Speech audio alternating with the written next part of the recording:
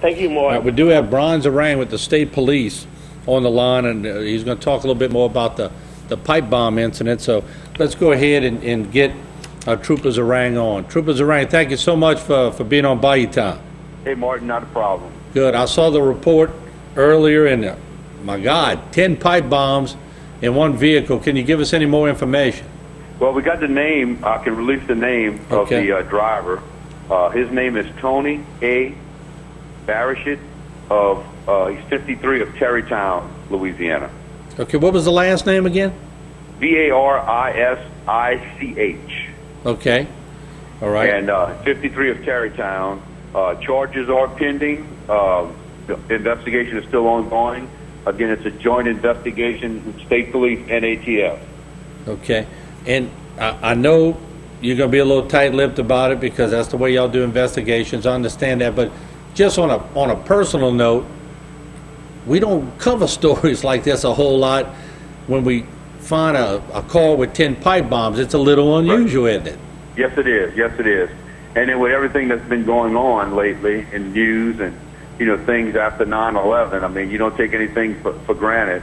And like I said, the investigation is ongoing as we speak. And I mean, it was, for a trooper to show up, investigating a single, or what he thought was going to be a single vehicle crash. And then when you start going through the wreckage and you discover these items, possible pipe bombs, I mean, that's an eye-opener just in itself. Now, they said they detonate, I think this is already released. Did they detonate them in a nearby field? That is correct. We got clearance. We went a rural area. You familiar with Round McLeod, and that's all open cane field, no houses or residents nearby. So we were able to get in the field, got permission from the landowner, dug a hole, and we were able to detonate them and, render them safe. Was it C4 or any type? Can you release any kind of that? That information can't be released. Okay. I know everything is going off to the labs between ATF and state police to evaluate exactly what was involved.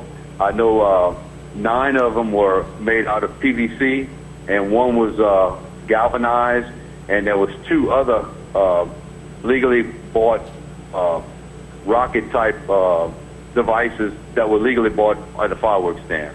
Okay, so I mean, I'm no expert on explosions, but the explosions when they detonate them, big explosions, small ones, or big pipe bombs, or what kind of damage could they have done?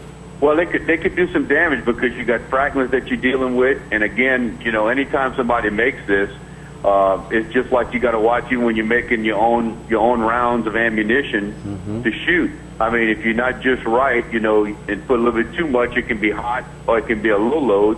You never can tell with these things. So I mean, it's very dangerous just in general, and that's what ATF was trying to get across to the public when they came on the air with me also. Is to make people realize how dangerous this is, and it's nothing to play around with. Don't go out and try to start manufacturing this stuff. Right. It's bad enough when you buy the legal stuff that can cause some problems sometimes because you may have a bad load or something in one of the fireworks. Final question to you, because I know you're doing the investigation. Did this guy have any prior, or was he a well-known bomb maker or whatever? No. That's part of the investigation that they're looking at to see, exactly his background, and I'm not at liberty to put that out right now because it's still ongoing. But those are the things they're looking at right now is his background and, what was his motive? What exactly was his motive? And again, you never can tell with everything that's been going on in the past, but I'm hoping to have all that tomorrow and put out a release tomorrow with also all the charges that they're going to bring against me. Well, and I'm sure you'll keep us updated. I appreciate what you could share with us, and y'all do a tremendous job with Troop C, and I know we like to say that a lot. Y'all do a great job. Keep up the great work, and we'll be in touch with you. Okay, Martin. Thank you all. Thank you. Bye-bye. All right. Once again, Trooper Brian Zarang with the State Police Troop C. There you heard it right from him. We'll take a break. When we come back, all the lines are lit up. We're coming right back to you. Don't go away.